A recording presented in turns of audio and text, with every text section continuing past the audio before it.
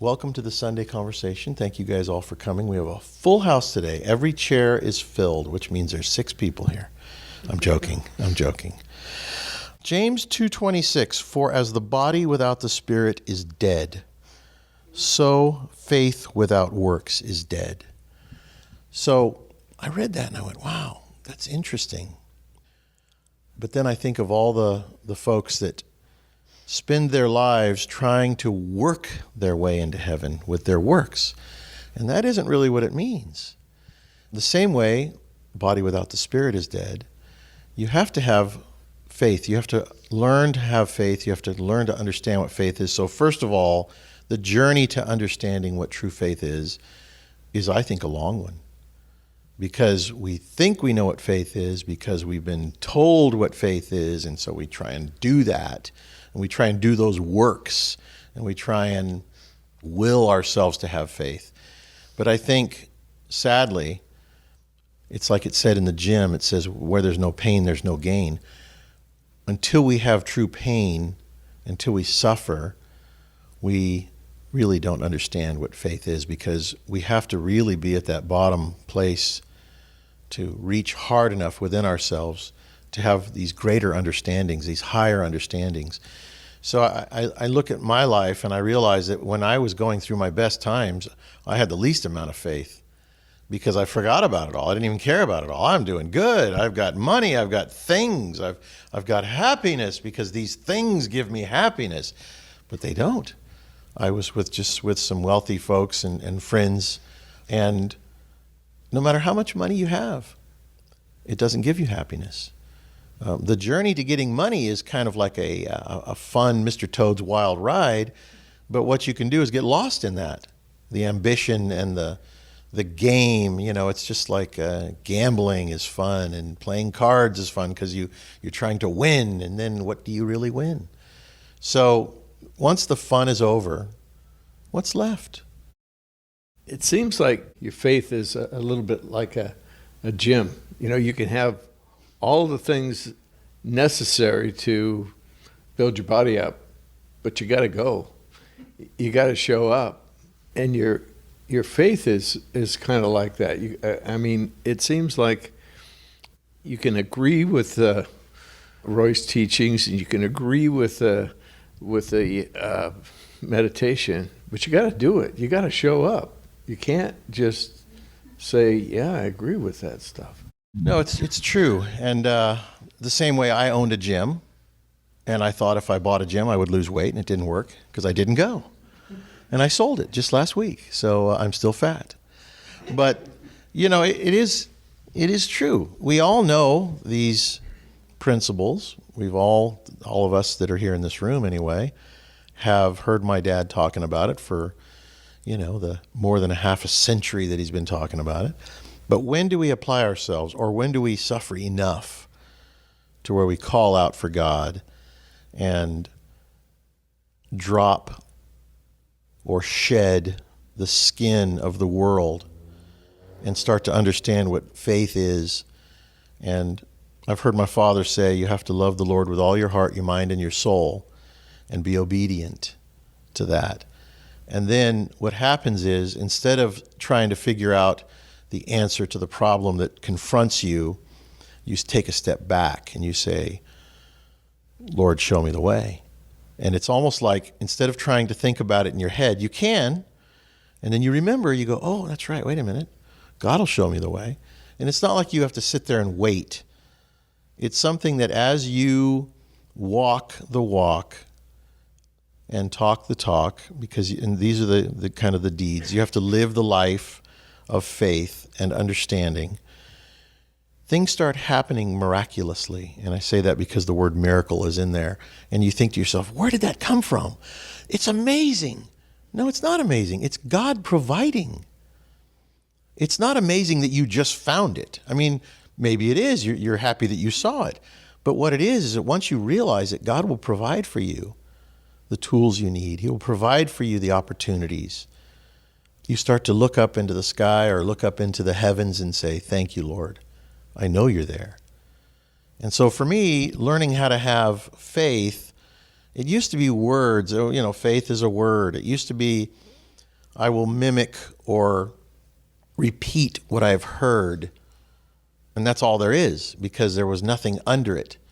My understanding of faith was more stuff that I had learned about it. So I could quote you a whole bunch of interesting things about faith, but did I really have it? So my understanding was maybe a mile wide, but it was only an inch deep. And faith needs to be an inch wide and a mile deep. And there's a big, big difference to this, because it's really simple. It's not all this knowledge and learned things that you can read and that scholars can teach you. That's that mile wide. It really is very simple. It's get out of the way. And then all of a sudden you feel helpless, and you feel maybe like you're falling, because I've never experienced this before. Having faith, I'm not relying on myself. I'm relying on my Creator.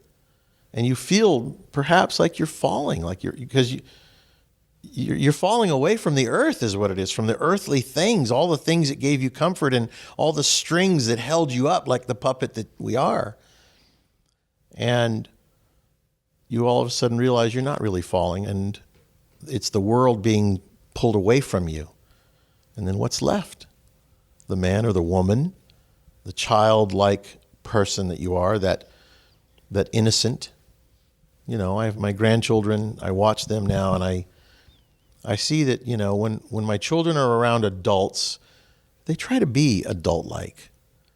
My oldest grandson, who's 3 now, when he's around all the adults, he's watching. How can he keep up with these big adults? He's very introspective. He's a brilliant little boy at 3. And he's one way around adults. But when he's around the little kids, he reverts to who he really is. The little kid that just wants to play and have fun and be silly and frolic in the water. And, but the problem is the pride, we become our pride. We become our ego. We become the things that we think we have to be around the adults. The gentleman sitting next to me the other day, he said, I want to be around smarter people than myself. And I thought, we all do that to ourselves. We think we're stupid. We think we don't know enough.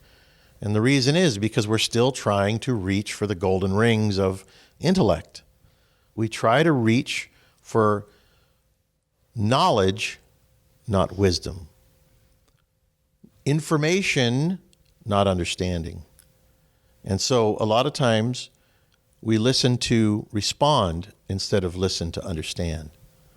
And so you get into an argument with somebody, and all of a sudden the devil, he loads another missile into your brain as he's listening or arguing with this other person. He loads a missile of fact or judgment or anger or whatever, and you shoot it at the other person. You didn't hear a word they said.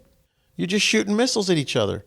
As a matter of fact, there's a picture over here behind me that was made in 1970. It's more than 50 years old now. And it's kind of a picture of what the world looks like. And my dad is sitting, quietly thinking about life. And I look at it now. I looked at it as a little boy because I would have been 11 when he got it. Somebody painted it for him. And I looked at it, and it was kind of embarrassing. It was like an embarrassing picture because there was tiny bit of nakedness in there, not really, and it was the strangest picture to me. So I've looked at this picture for 50 years. And the older I get and the smarter and wiser I get, the more I see and understand what this message was in there. And there's another picture that's missing, a painting that's missing, that was 2 people arguing. And I remember this painting, so I don't know where it is. Maybe it got damaged and thrown away, but it was a painting of 2 people arguing, and out of their mouth came smoke. And the smoke, it would go all around the other person, and then it had mouths on it like snakes. And the smoke was like biting and biting and biting all over both of them. And the smoke obviously was just the rhetoric and the argument and the anger and resentment and judgment and all the garbage. But I thought to myself, that's really what it looks like when 2 people argue and they don't have the intent to understand. They just want to hurl insults and anger at each other.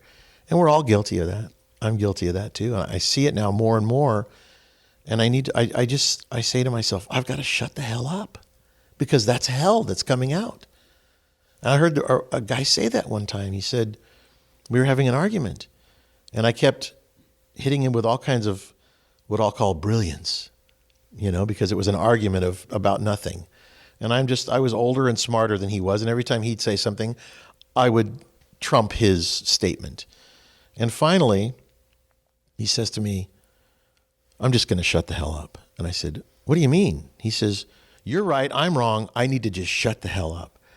And I thought to myself, wow, we all need to tell ourselves that more often, because when we're arguing, we're not arguing from the right place. There wouldn't be an argument. There would be a discussion. We argue from the wrong place. We pull hell up out of us.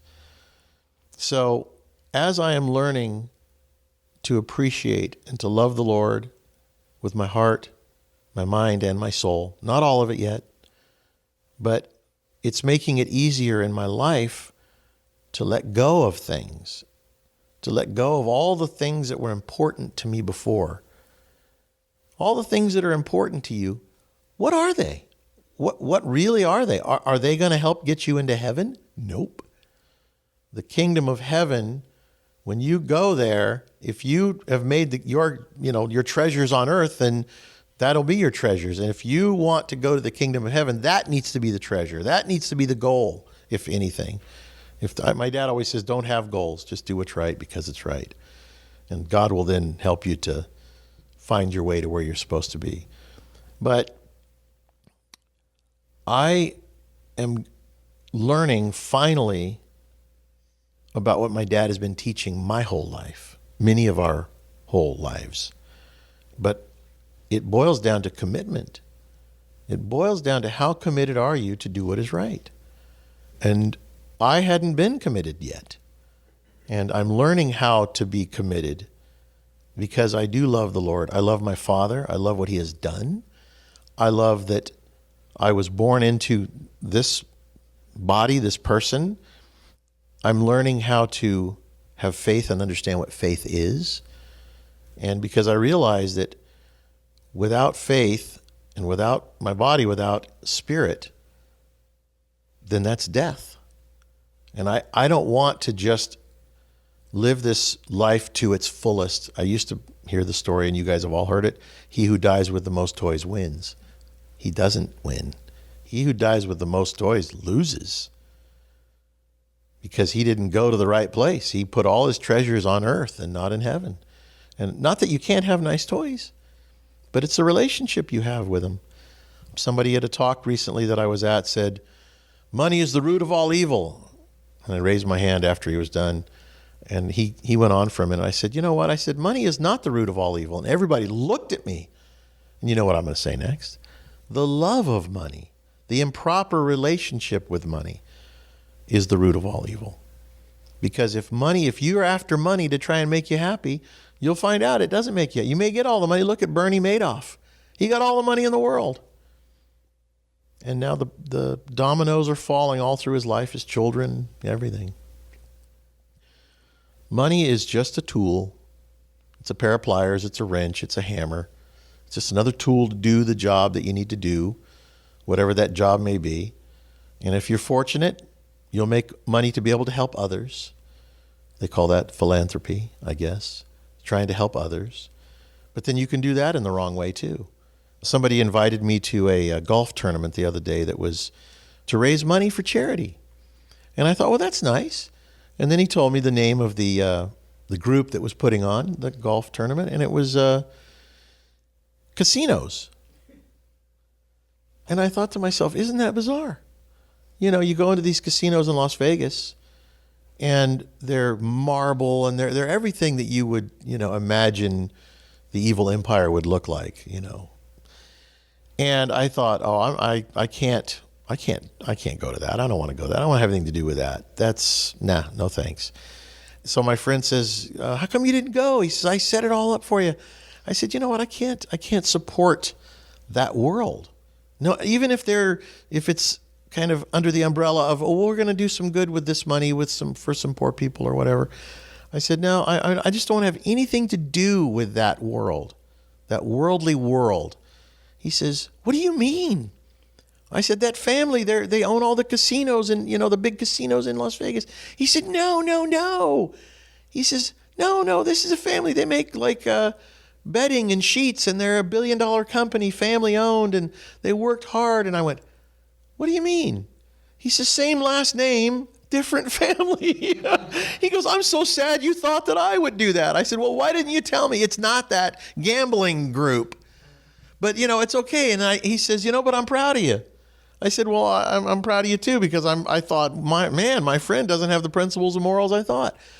So it's interesting, though, that, we had this conversation. We got to that led to a really neat conversation that we don't want to do business with people that are heading to hell. We want to try and do business with people that are on their way to heaven, if you know what I'm saying, if there's such a way of saying that. So you define your relationships with your friends. I stayed with some friends of mine in Park City, Utah. It's this beautiful mansion. And the first thing I wanted to do was find out, where are they spiritually? So I don't know. I don't want to go, so where are you spiritually? Who does that? I mean, you can, I guess. Yeah, Chuck does. He raised his hand. But I thought to myself, tell me about your background. Well, you're Jewish, but you ate some bacon. What's going on there? Well, my parents are Jewish, and then the wife is a shiksa, I guess, which is a non-Jew. And then they started telling me the story, and it was just really fascinating. It's people's lives and their stories are fascinating. And the wife said, her mother was a atheist, and her father was a hypocritical Christian. And she says, it's so confusing, so confusing. She goes, I've been searching. I've done every religion. She says, I even was a Scientologist for a little while. She goes, it's a party scene. She goes, I'm just searching. And then I told her about my father and about a few of his books. She goes, oh my gosh, I have a quote from your father in my phone. And I'm like, what? And I said, well, he wrote this book and that book and this book. And she goes on Amazon and she goes, buy. She's like, bought every one of his books right in front of me while I was watching. And then I said, and he has this meditation exercise. Let me play it for you. So the 7-minute meditation, you go to FHU.com and it says listen, and then it wants you to put your email in, or you could say, or listen right now. So for a lot of people that go to the website, they're like, well, I don't want to put my email in there. So if you're just listening for the first time, just go right down a little further and it says listen now. And I played it, and my dad starts out with sit in a straight back chair, and so we're sitting in straight back chairs, and I watched her close her eyes. She put her hand by her side, and I got about 3 minutes into it, and I stopped it. She opens her eyes and looks at me. She goes, what are you doing? I said, you need to do this by yourself when I'm not around. I don't want her works to be for me. If she wants to do it, she's going to do it on her own. She can buy all the books she wants, but is it just to impress me, or is she really going to read them? So I don't want to hold the hand of the friends. The journey is they need to be on it on their own. They need to be sincerely on it. And I believe that she is. And her husband took a picture of this going on while we were sitting at the table, and he posts on his social media page. He says, learning lessons from Alan, with an exclamation point. And I love the fact that they're hungry for it. They're hungry for it. They're hungry for something more than just money. Because money isn't it. Money does not give you happiness. Happiness is something that is derived in the heart from being honest with yourself, having a relationship with your Creator, and living your life accordingly, obediently, faithfully. And I'm learning how to do that, and I'm very thankful for what I'm learning from having this job. And, it's funny, I'm told how to do this job by everyone I meet. Family members, people that have followed my father for many years.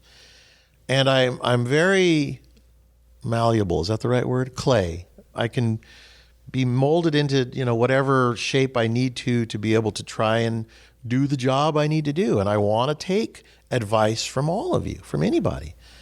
But what happened is I came to a conclusion the other day, almost like it was like one drop of water from heaven fell from heaven and boink, landed on my head, and it said, this is your job. You have to decide what to do. And the answers are inside your heart.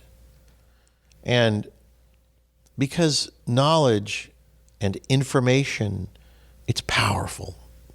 So, The Secret Power of Words, my father wrote that book. It's powerful what people say to you. That we don't even realize how we're affecting each other by the things that we say. And a lot of times it's not even on purpose that we're trying to move a person in a certain direction.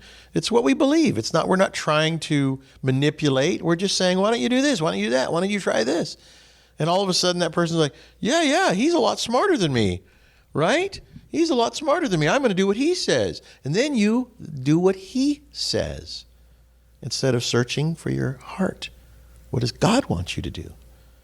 What is your job according to God and his commandment in your heart?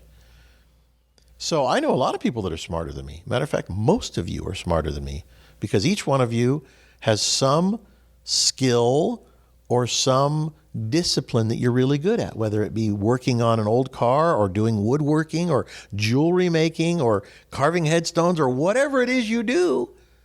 You have that skill and you're really good at it. So if I come to you and I go, wow, man, you're the best furniture builder. I could never do that.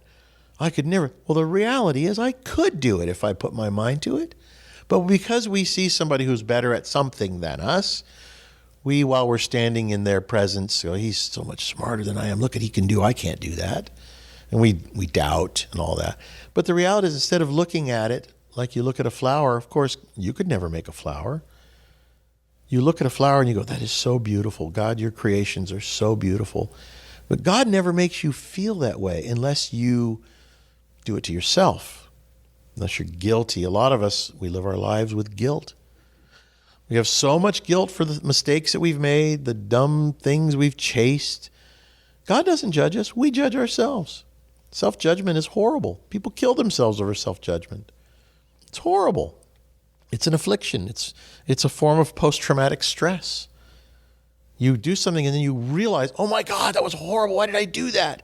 And now you've got a little post-traumatic thing inside of you and you shock yourself, and then whenever you think about doing that again, it's, oh, no, I don't want to do that. I don't want to do that. Because you're so busy judging yourself that you're going to go to hell. When the reality is, I said it last week, and I think it was a really, really good example. The archer, when he shoots at the bullseye and he misses, he takes another arrow out of his quiver and he raises his sights and he tries again. When he misses, it's called a sin. Okay? When we miss the mark and we make a mistake, we've sinned. Well, obviously, if there's somebody else involved, you go to that person and say, you know what, I'm sorry. I hope you can forgive me. I really made a mistake. It was really foolish. I apologize. When you do it inside of your own mind, you say to your Father, of course, Father in heaven, please forgive me. I've made a mistake. I've sinned. I'm sorry. And of course, you just need to move on at that point. But what happens is, since God doesn't go, you are forgiven, you carry it with you and you feel you continue to judge. I think one of the things I'm starting to see is, what I see is God wants a commitment from you. And in order for you to make that commitment, you have to be aware. We all start out doing things wrong, and people tell us it's wrong, and we see that it's wrong. But we don't really see, because if we really see, we wouldn't do it again, right? But there's another part that comes into it, is all the past baggage that you have. And the decisions you make, most of them are not your decisions. You get a certain stimuli and you automatically respond to it. You don't respond in the right way, and you can't respond in the right way till you can see that you're aware enough to not respond in that way.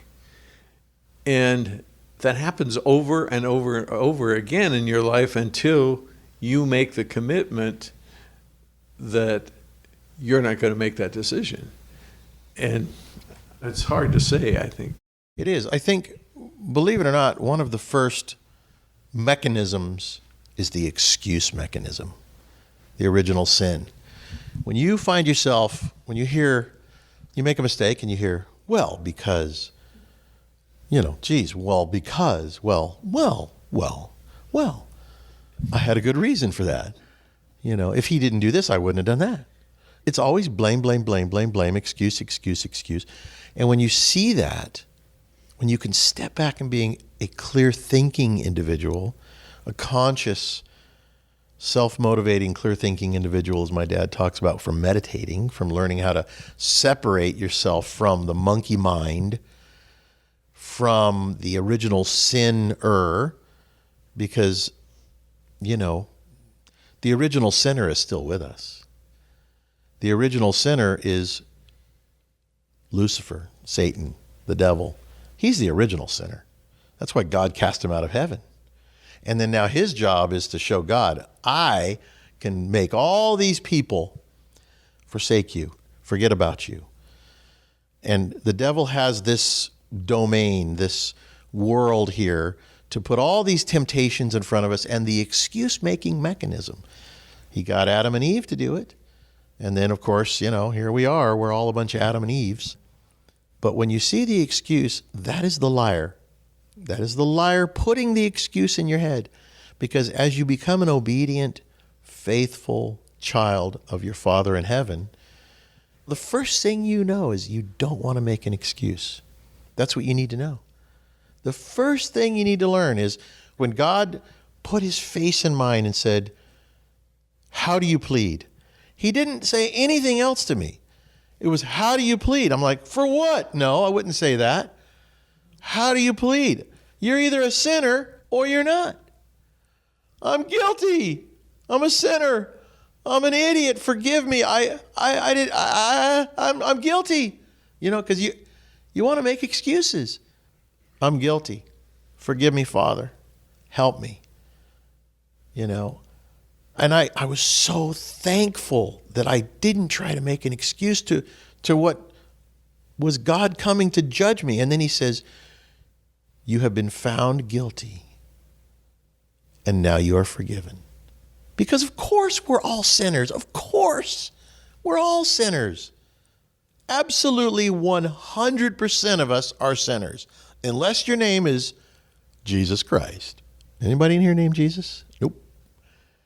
So we're all sinners, 100% of us. And guess what? You make an excuse, you stay a sinner. You make an excuse, next. How do you plead? Well, it wasn't my fault. Next. How do you plead?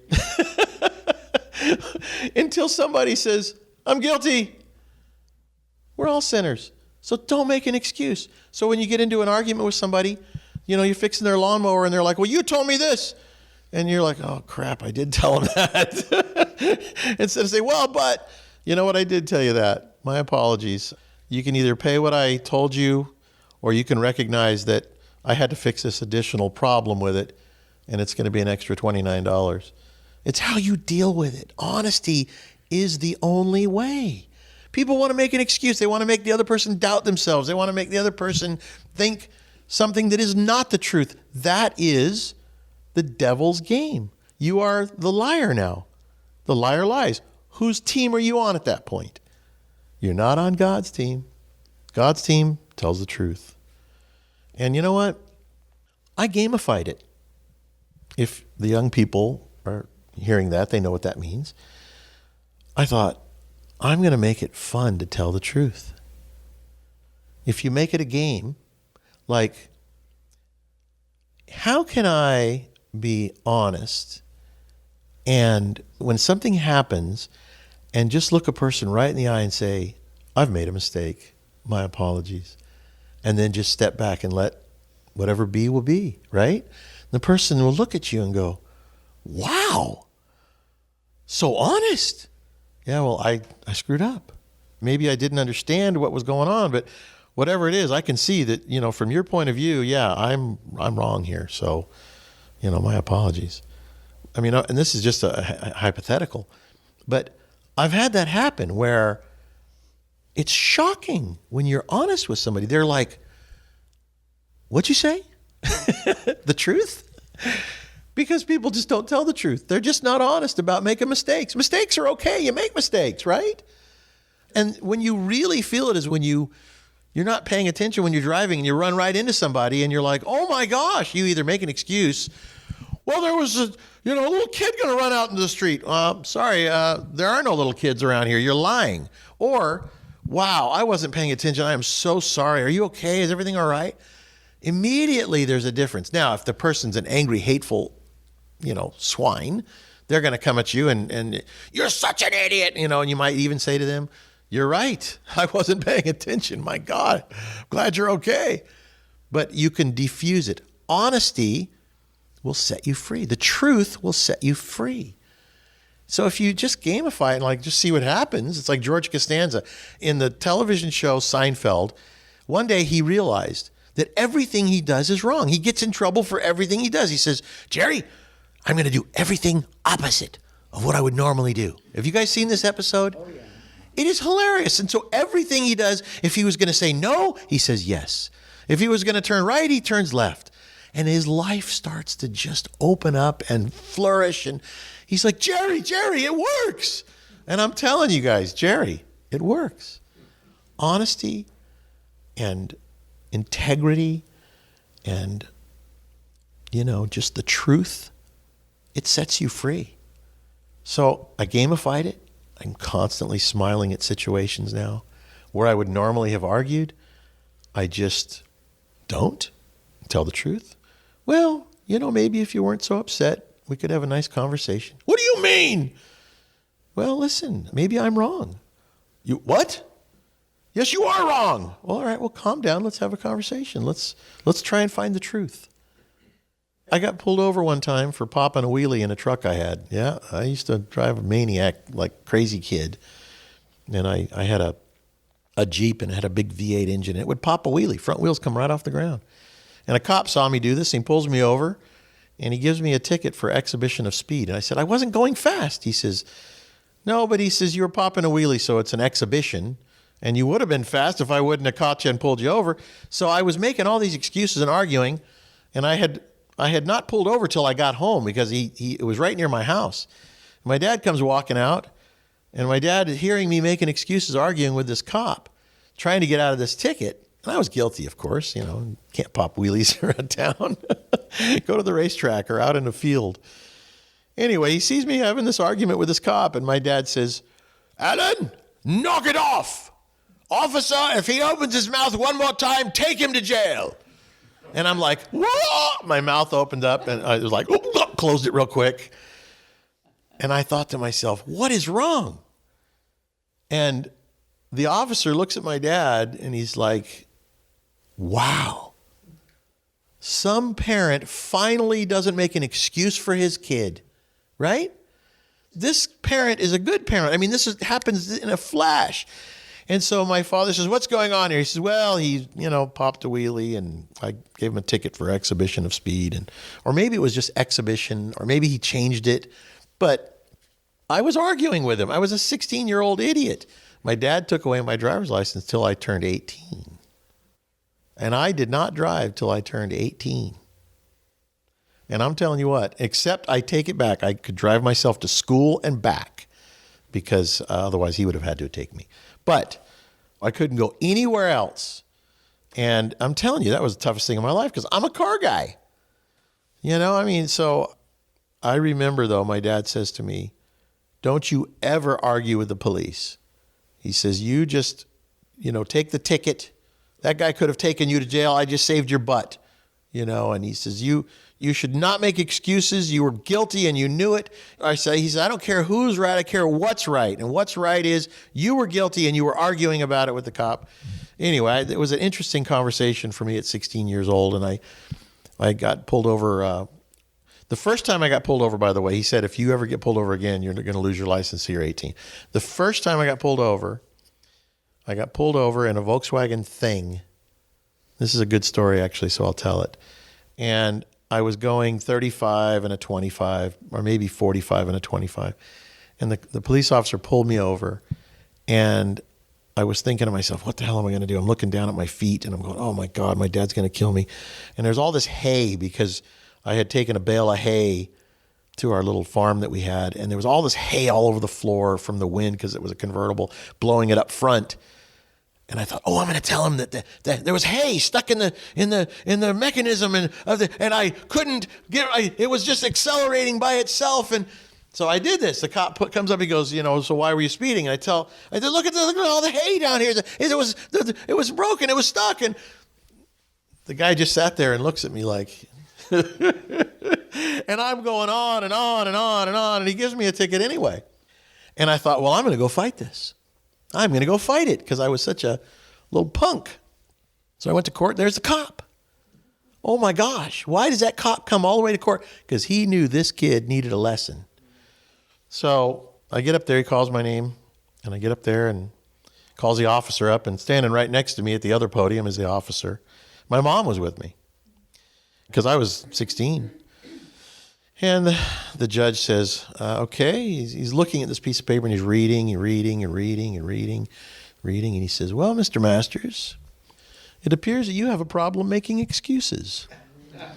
And I said, what are you talking about? He says, I'm looking at this note from the officer, a special note, that you went on and made every excuse known to mankind. And I said, but there was hay stuck under the thing, and I was going off and off. So the judge, part of my punishment was to pay the $64 or whatever it was, but I had to write an essay to the court about making excuses. Right? I mean, you have to imagine, I was a preacher's kid. I was a mess. Roy Master's kid. So anyway, I listen, it took me as long as it's taken you guys to get to where we are today. But the one thing I look back at now is this excuse-making mechanism that has been such a part of my life, my whole life. And isn't that all of us? Isn't that what Adam did?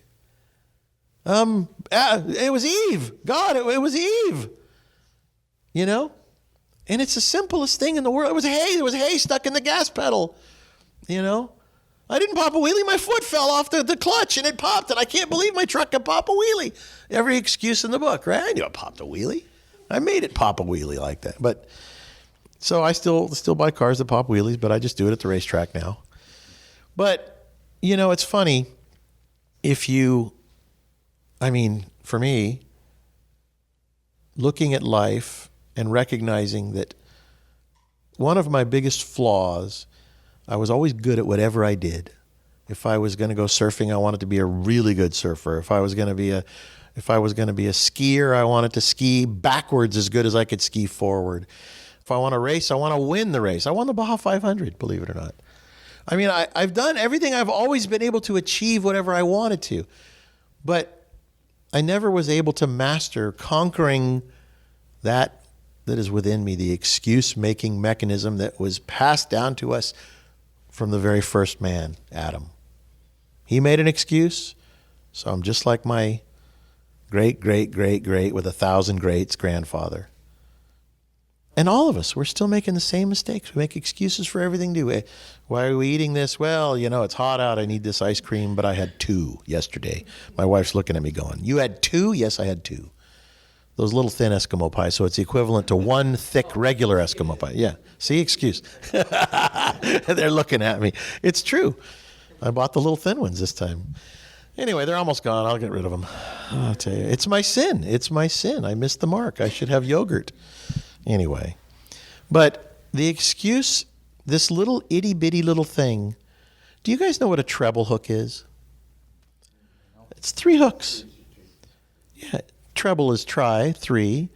And I remember when I was a little boy, a guy taught me how to fish for perch off a dock. And he says, you use this hook, this treble hook, because it isn't just 1 hook, it's 3 in 1. And it's shaped like, it's got 1 in each kind of going in each different direction. And no matter how you bite down on it, you're hooked. The excuse mechanism is like a treble hook. It's in you. It's embedded in you. And I remember trying to get a treble hook out of a fish's mouth just so that I could, eat the fish. And it's like you almost have to cut its head apart to get the hook out. And there were little tiny treble hooks. They were little, you fisher folks know what I'm talking about. The littlest treble hook you can buy, because when you're a little kid, you want to catch little 4-inch long fish, little tiny fish. And this excuse mechanism is so tiny, but it's like a little treble hook, and it is embedded in our DNA. And it comes from the original sinner, which is, of course, for mankind, Adam. For the other world, it would be Satan. But this excuse-making mechanism is so in us that it is the first line of defense for everything. What you eat, what you think, where you go, why you go there, and you make an excuse. Well, I've always wanted to do this, or, well, I did it because he did this, that, and the other, or whatever. I mean, it doesn't matter. It's like the dumbest thing, and you think, well, it's so dumb. It's not a sin. Oh, yes, it is. Oh, yes, it is. That little treble hook is inside of you, and it's hooked into your system. The monofilament that is clear, that is reeling you in, is the devil. And he uses that little mechanism, the little excuse-making mechanism, to continue to reel you down. And the excuses are going to take you to hell. I think when we are objective, you really can't make an excuse, because it's not us that's doing the excuse. It's like you said, it's not really manufactured by us. It's kind of like judgment. You can get an evil thought about a person, but it's like a carrot, being dangled, or the treble hook. It's, if you don't go for it and swim by it, you become free of it. Because I saw that a number of years ago, that I thought I was making my own excuses, but when I saw through objectivity that it wasn't me and it's trying to kill me, one moment I really saw the excuse, the immediate thing that I did most of my life was not me, and it's taking me down my whole life, and that was the beginning of real freedom. So it's funny you said it's trying to kill you. And it really is. It really is. It's trying to derail you. You're supposed to be on a journey to your Father in heaven, and you're supposed to return to innocence. So you start out innocent, a baby, little innocent baby, and you go on this journey and you become more and more kind of crazy, and then you reach the pinnacle of your insanity, and you've caused all these problems for yourself, and then you start to return. You have to go, oh my gosh, I got to return to who I was, or who I want to be, or my innocence, or whatever, and you start to come back to the other side of, this insane life that you've lived. And on that journey, the one thing that is a constant is the excuse. The one constant that is a daily thing for all of us is making excuses. Why we ate 2 cheeseburgers when one would have done. Why we eat, I remember yesterday when I went into the fridge because it was 110 or the freezer, and I thought, I'm going to have one of those little thin Eskimo pies, my favorite thing. And I reached in there and I go, that's not enough for me. I'm 220 pounds. I need 2. It's like, where do these thoughts come from? They're not yours. And what happens is you agree with them. Yes, that's the truth. Well, it's not the truth. I didn't need any of them, right? I could have had a nice, glass of water or yogurt and some berries. It would have been delicious. But no, we go after the comfort foods. The forbidden. There you go. Oh, that's exactly right. The forbidden. Because that's what's killing you. We're killing ourselves, truthfully. The devil, all he's got to do is plant the landmines, right, and they're not even buried. It's like you're like, well, let's see what that is. That's interesting. It looks like a landmine. Let me put my foot on it. Boom. We learn that lesson over and over again, but we don't learn the lesson. And now the landmines are like huge all over the world. I was watching this YouTube about that, the time machine, and how the people were being led into slaughter by the siren. And it's like the siren. The movie was called The Time Machine. Yeah, the Time Machine. And they're being led hypnotically into their own death. And that's what's happening worldwide with, this medical phony, injection thing. People are being led. And I'm amazed that I will talk to people, because I like talking to people.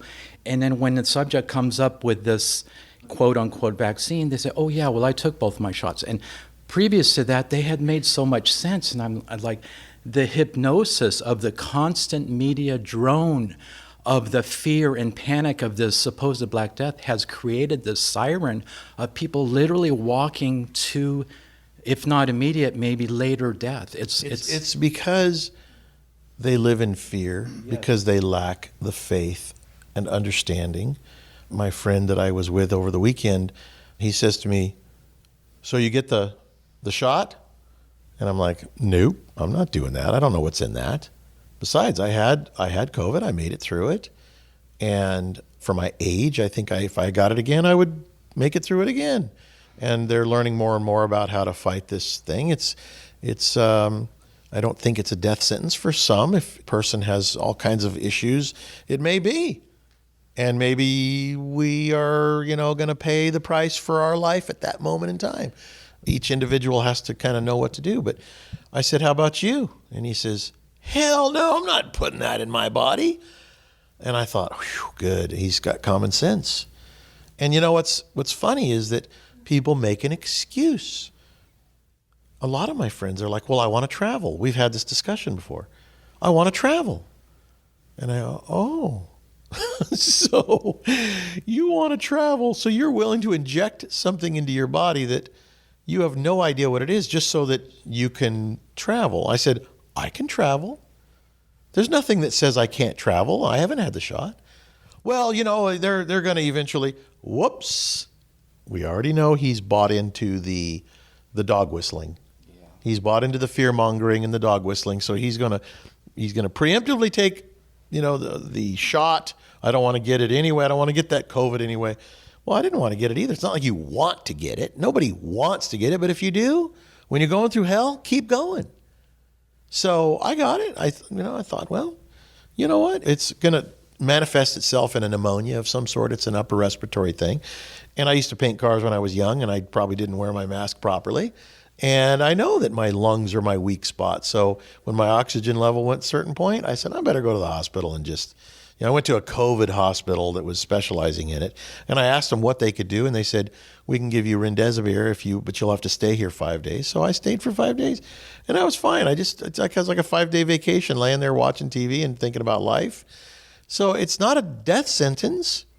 And maybe for some it is, but you have to determine that. And then sadly, if you live your life in a certain way and you haven't taken care of yourself, so on and so forth, then maybe you have to take it. I don't know. I haven't taken it. He says, the gentleman next to me, I haven't taken it. I wasn't talking to you anyway. I just patted you on the back. The point is that we all have to pay the fiddler at some point for our lives. But maybe, just maybe, God is forgiving. Like he said to me, he said, and now you are forgiven. And now you can come with us and be a freer of souls. And I realize that a freer of souls, what a beautiful, beautiful thing. If you could have a job in this world and you could put the tagline on it, well, I'm a freer of souls. I try and help people to wake up and free their souls. What a beautiful gift you are giving that other person. It's a giving. It's a giving of yourself to help somebody that is locked in their, we all have friends that we love and they're locked in their head and they're dying. They're dying there. And if they were drowning, would you not reach your hand out and say, here, friend, grab my hand. Let me pull you to the side of the pool, right?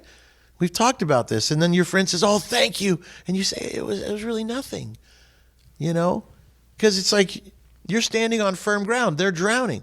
You freed that person from death. You freed their soul from damnation and hell, because if you die before you have learned what you're supposed to learn and are able to have that straight relationship with your Father in heaven, and he saves you, you don't save yourself. He saves you. And maybe he sends you a savior, okay? Jesus You know the story. It was in the TV show, The Chosen. The man that was sitting next to the pool that would bubble every so often, and if you could get into those bubbles, you would be healed. Have you guys seen this? Have you seen The Chosen? You know what I'm talking about. If you haven't seen The Chosen, watch the TV series. It's really cute. But Jesus, I love this story because it's so silly. The guy sat next to this pool for 25 years, trying to be able to get into those bubbles so that his bottom half of his body was paralyzed so that he could be healed. And Jesus was on his way to wherever he was going, and he says, I think we're going to go over here. I'm supposed to see somebody over here. And he goes to this, whatever it is, where this pool is, and they've built a kind of a monastery or whatever around it, the healing pools or whatever. And Jesus goes in there, and he's looking around at all these people that have ailments, and he goes, oh, there's my guy right there. And he goes over to him, and he kneels down, and he says something to him, whatever he said, right? But it was like something to this effect. It was, do you have faith? He says, yes. He says, do you have faith in me? He says, yes. Then Jesus says, then get up. Jesus didn't touch him. Did you recognize that? Did not touch him. He said, if you have faith, then get up. And the guy didn't make an excuse. He didn't say, but I can't, or maybe he did, but he got up. He stood up. He got up on his own. His own faith healed him. His own faith is what enabled him, his faith in Jesus and his Father in heaven. He stood up. And I thought to myself, wow. I watched that and I thought, the movie makers even got that. That you don't have to be touched. Somebody doesn't have to put a cross on you. You don't have to, this isn't all it. It's really, Jesus saves us from ourselves. Doesn't take anybody else. It is unlocking the mind from and leaving the devil's lies, the liar's lies behind. The saving comes from the Father in heaven and from within. So, do we save ourselves? No.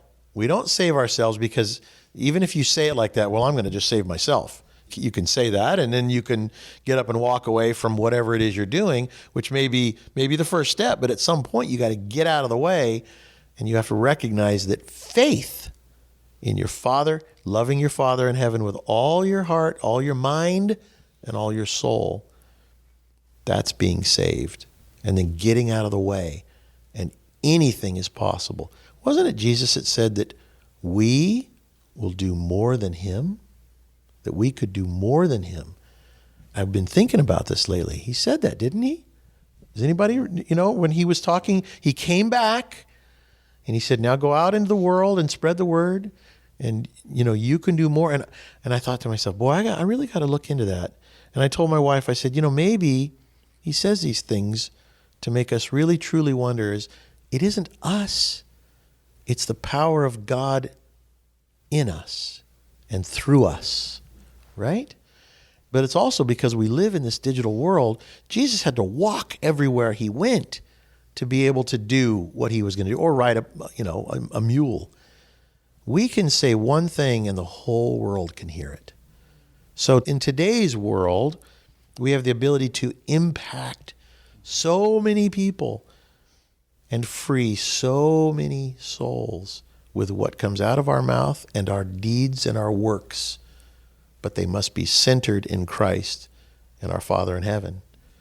Also with the internet, I've been guilty of posting things that I thought were true that were negative, and I've taken action to take care of that, because if you're not centered, that could be up there forever, and people judging others from that one thing, so. It's interesting. A friend of mine who used to work for my dad, Baron Baptiste, he's now one of the foremost yogis in the world.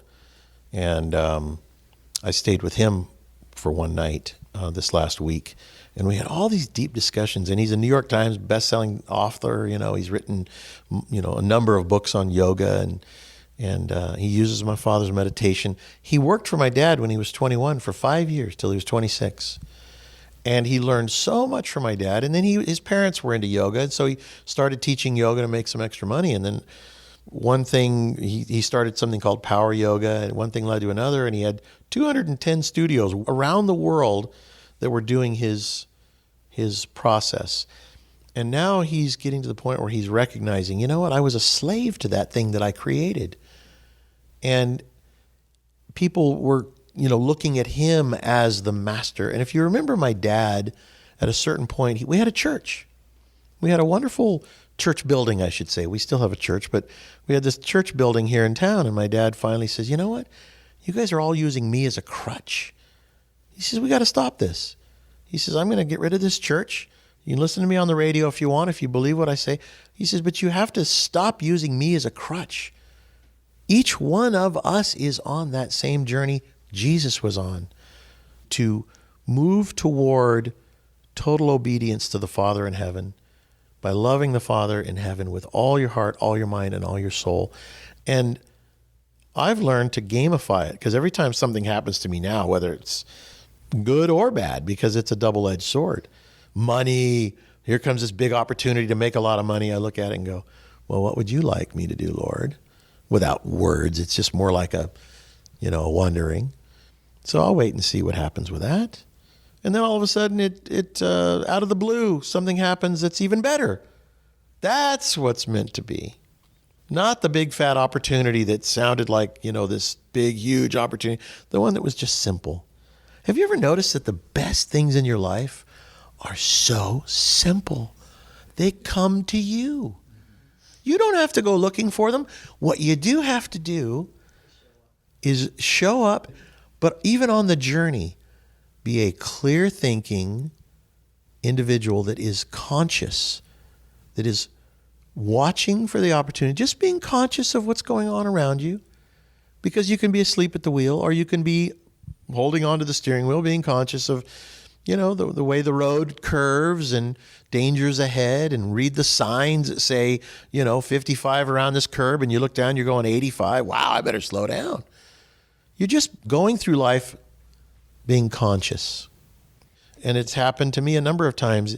We want to make an investment in some real estate, and we're looking, the real estate agent. You drive by a building and it has a teeny little for sale sign that's written very simple, and like, oh, that's weird. Oh, I'm going to call on that. And there it is.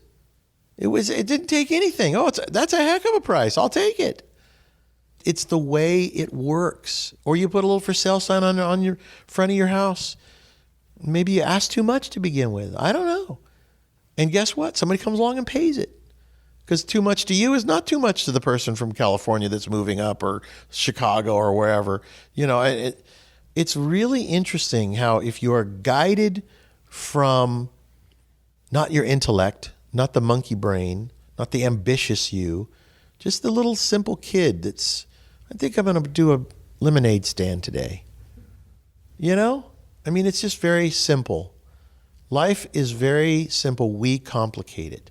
We complicate it through ambition, through listening to what he said or what she said, instead of just hearing it and listening to what they say. Take it under advisement. Okay, thank you very much. But we then will blame. I see it all the time. Well, my realtor told me this, or my brother, who was really good at real estate, told me that. When, somebody says, wow, you sold your house for how much? Gosh, I think it's worth twice that. Whatever it may be, you make an excuse because you didn't from the beginning seek guidance from your Father in heaven. And then wait a minute, sit back and wait. You've got to be willing to not know what to do.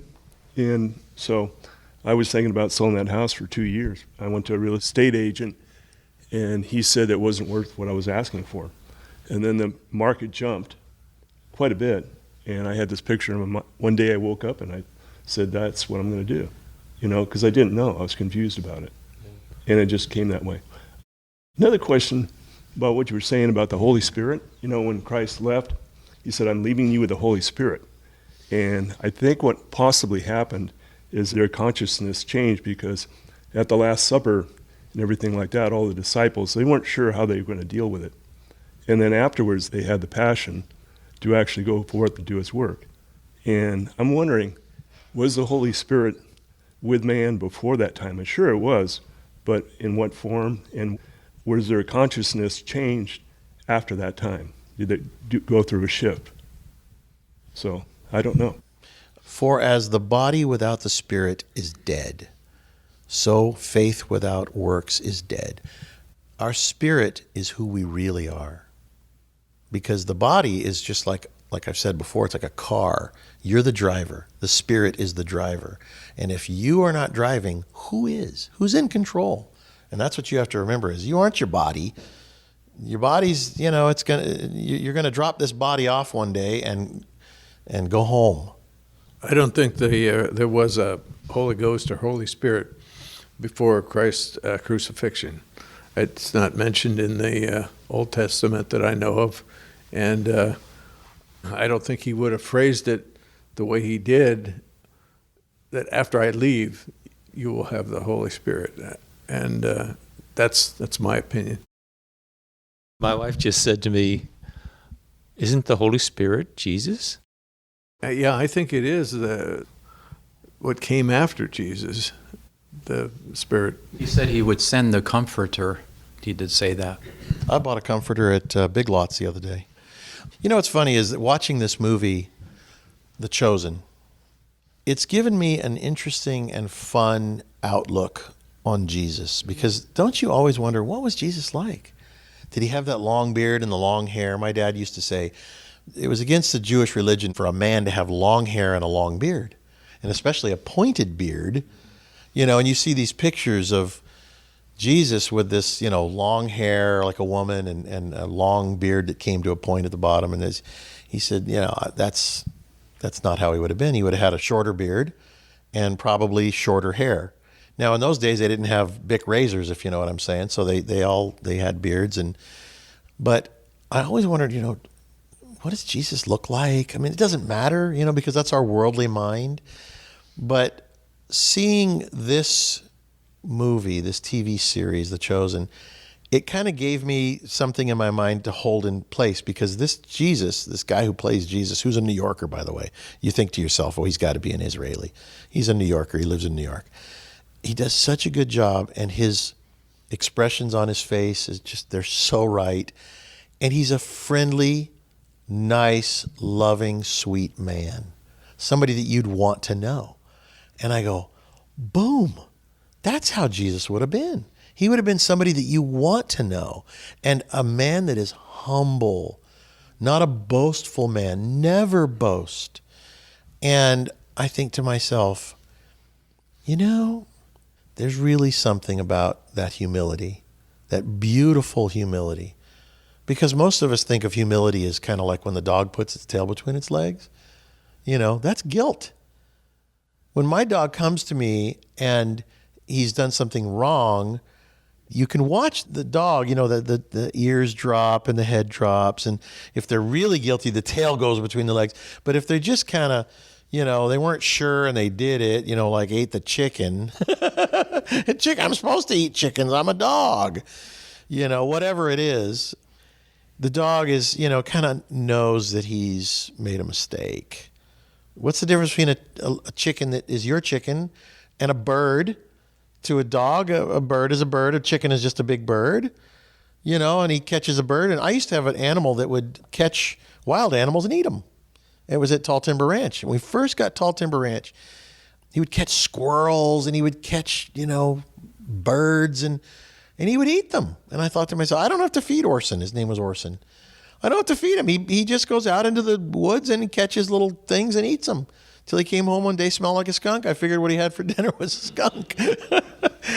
But the dog kind of knows, he's made a mistake. And I feel like that when I make a mistake, I don't have to put my tail between my legs and go, oh, Lord, oh, gosh, I just have to know that I've made a mistake and be sorry for it. And be humble about it, not try and make excuses. And it's just called being honest, right? You're just being honest about making mistakes. You're talking about skunks. I had to laugh on this one. The night I went home last week, in the middle of the night, I woke up to smell like I could not believe it. And then I woke up and I said, oh, God, like God's telling me I'm a stinker. You're a skunk. Well, I would say that the lesson, that I just want to leave you with today is this excuse-making mechanism. We all know it. We all have it. We've all made excuses for the excuse-making mechanism. Like, I can't survive without it, almost. And that, again, is the little liar inside, the little dark side that needs to live. As we know, there's a battle between good and evil, and the one you feed is the one that will live and the one that will win the battle. And so if you feed your good side, your honesty side, your desire to be honest about all things, and then if you kind of gamify it, just tell the truth, look a person right in the eye and just say, I'm sorry. I made a mistake here. And then watch what happens next. It's fun. It's amazing because it's almost a ripple. The ripple effect. You are the pebble. And you just throw the pebble in the pond, the pebble of, all right, here goes nothing. I'm going to be honest. And then it ripples out, and then that person appreciates it, and they turn around and are honest with somebody else, and it just keeps rippling out. It's kind of like paying it forward, but we're such selfish, self-righteous creatures that we forget the value of honesty and truth will set you free. And so I feel like if there is a lesson in life that will really be a big one for all of us, it's just be honest. And it's like, oh my gosh, is that silly that we have to teach that lesson, right?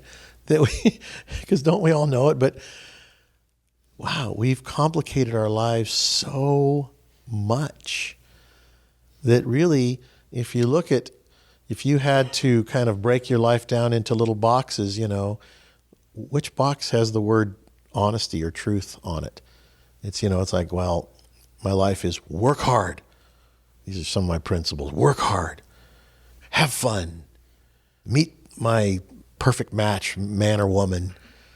And what order is be honest? And we got to take that one, and wherever it is in your little bag of tricks, it needs to be moved way to the top. And then everything else starts falling into place. Everything else falls into place. And life is then really joyful because we don't make excuses. We don't have to make excuses. Believe it or not, being honest gets us out of the way of all the other things and then allows God to work his magic. And it is magical. It's not magic. It's magical in our lives. Mark Twain said, tell the truth, you won't have to remember anything. That's exactly right. And what's funny is because after I had COVID, I have what's called COVID fog. And I love it. It's wonderful because I have to be, it's like when you think you're really smart, you go, I'm going to twist the truth here just a little bit and I'll remember it. But I absolutely know that if I don't tell the truth, I won't remember the lie I told. So I now just go, all right, well, I got to tell the truth because then I won't have to remember the lie. And it's very freeing. It's very freeing. You're just living in faith. All right, folks, thank you guys all for coming. Thank you for supporting the foundation. We have some big things that are coming, I will tell you that. And I tell you that not even knowing what they are. But I feel it in my heart. Yeah, they're coming. It's really interesting. I know we're going to start doing some seminars at Tall Timber Ranch, and I may ask for some volunteers at some point because once we do them, it will be people from around the world. And I'll have guest speakers, folks that have, like Baron Baptiste, who used to work for my dad. And he's gone on to be an incredibly famous individual, and he's got some really beautiful things to say. And what's funny is they aren't the things that he wrote in his book. It's the things that he's learned since he wrote the book, if you know what I'm saying. The rest of the story. All right. Thank you very much for coming. Put your hands together in prayer-like fashion. So you get your hands and put your fingers together, fingertip to fingertip, thumb to thumb, first finger to first finger. It's just like you're praying, but keep your hands all maybe an inch and a half your palms of your hands 1.5 inches apart. You got that? Keep it just apart, just a little bit like that, till you can just feel the heat, the warmth of your hands going from one palm to the other. Okay? Now, it might be a good idea if you closed your eyes, but it really isn't necessary this first time. I just want you to look at your hands, or close your eyes, either way. And now, what I want you to do is be aware of your hands and see if by being aware of your hands that you can kind of make them warm. Then thoughts come into focus. Then you see the thoughts you have to deal with when your eyes are closed. When your eyes are open, you are looking at the screen, or you're looking at the radio, or whatever it is you're doing. Then it becomes your thoughts, unless you get caught up in a daydream. But I want you either close your eyes or leave your eyes open. But if you choose to close your eyes, it's better, so you can hear me fine. Okay, now close your eyes if you wish. That is the better way. But concentrate. Just give your attention to your fingers and your thumb. See how they're together? Thumb, finger, first finger, second finger together like that. And see if you can be, just by being aware of them. Don't let your mind wander off. If your mind wanders off, you're not going to be aware. Your fingers are not going to tingle with warmth. It's like a little game. I want you to see if you can make your hands warm. When you're nervous, your hands get cold, clammy. All right. And when you're in control and you're together, your hands are warm. All right. That's only because nothing is acting on you. You're only together because nothing is acting on you at the moment. Start to get scared or frightened, start to react, your hands get cold, right? Sign of stress. You're not dealing with things right. Right now, let's get in control of our own bodies so the stress doesn't make our hands cold or make us afraid. Warmth will do that. There's a secret in the warmth of your hands. Now, concentrate. Not hard. I just want you to be aware that your hands are together in front of you, with your eyes closed. Would you do that, please? Bring your attention to your thumbs. Now shift your attention to the first finger. Now shift your attention to the second finger. And now the third one. Just be aware. That's all I ask you to be aware. If your mind wanders off, whoops, something took your attention. Don't let it happen. Don't sweat it if it does. Just notice that it did happen. Just notice that it did. And then bring your mind back to thinking about your hands again, being aware of them. You don't even need to think of them if you can just notice that they're there and feel the warmth. Just notice the warmth or the tingling of your fingers. First finger, shift your attention to second finger, and see at the same time you can feel warmth passing between the palms of your hands. See, first finger, shift your attention to the second finger, that's it. And now the third finger, go on. If your mind wanders off, now as though you're looking through the middle of your forehead, right there, with your eyes closed, that's you'd have to close your eyes for this one. As though you're looking through the middle of your forehead, don't look upwards with the pupils of your eyes, just notice that spot about, so halfway up between the hairline, if you have hair, that is, and the eyebrows. Got it? Now, as though you're looking through the middle of your forehead, as though you can see little bright colors and like little atoms moving around inside your mind. There isn't that much thought when you do that. So you're just looking through your thoughts, and you're looking beyond your thoughts, and a flow of energy. You will feel warmth in those hands. And a lot of magical things are happening when you do that. I say it's magical because I haven't got time right this second to explain the physiology, the psychophysiology of it, the spiritual psychophysiology of it. But a lot of magical things are happening, and it's not suggestion either. One of the things that are happening is that what you know is right, you'll be able to do. And the second magical thing that's happening is that you find that you can see more clearly about people, but it won't upset you. You won't judge them. Simple. That's all I want to say. Just be aware of your hands, as though you were looking through the middle of your forehead, and you're going to calm down. But not because Roy Masters says so. It isn't suggestion, you see. It is real. There's a difference between something suggested to you and something which is real. Now, concentrate on your hands.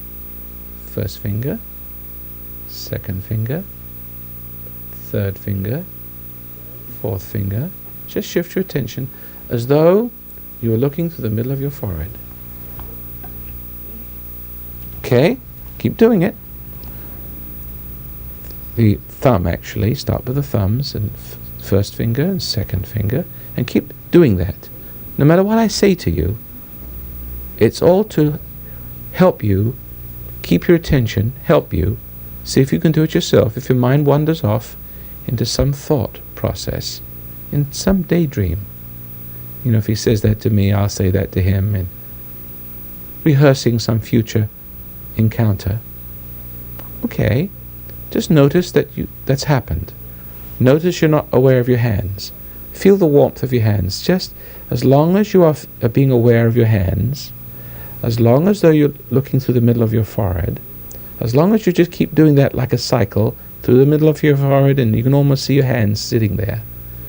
See if you can see an outline of your hands. Just be aware and shift your attention from one finger to another until you find yourself sitting there, noticing your hands and the thoughts going by you. See? You either see no thought, because looking at them kind of dissolves them. But only for a second or so, a split second, because they keep coming back and they keep trying to pull you in. And you keep looking at them. They'll tug on you. They'll keep pulling you in, but then you'll notice you're in, and then you're out. See? And you notice you're in, and then you're out. Keep doing it. I mean, it's fun. It's a simple thing, and you'll feel a little anxiety, perhaps, and then it slowly disappear. Now, be aware of your hands, and feel the warmth. You feel the warmth in your hands? And you're doing it right if you're feeling the warmth. Don't try too hard. Just notice your hands, and as you notice, the noticing itself produces that warmth. And what you're doing now is communicating from your mind to your body. Your soul is taking control of your thoughts, and also taking control of the way you feel and the way you react. And there's a sort of a flow from the innermost to the outermost limits of your being.